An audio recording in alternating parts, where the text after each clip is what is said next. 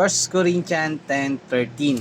Ang sinasabi po ng Biblia, wala pang pagsubok na dumating sa inyo na hindi pa nararanasan ng ibang tao. Tapat ang Diyos at hindi niya ipapahintulot na kayo subukin ng higit sa inyong makakaya.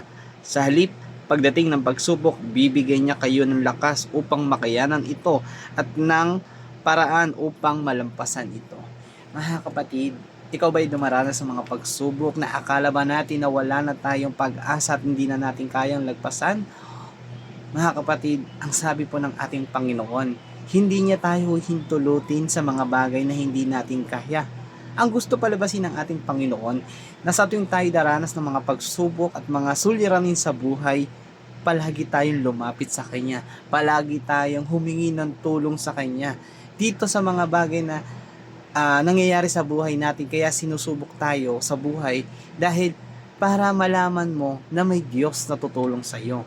At kung ikaw ay lalapit sa ating Panginoon Diyos, tutulungan Kanya at bibigyan Kanya ng kapamaraanan para mapagtagumpayan ang pinagdadaan mo at pagsubok na hinaharap mo.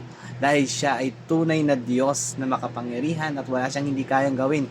Kaya ang gusto sabihin sa atin ng Panginoon, kung may pagsubok ang pinagdadaanan, lumapit tayo sa Kanya at maniwala tayo at manampalataya sa Kanyang kapangyarihan.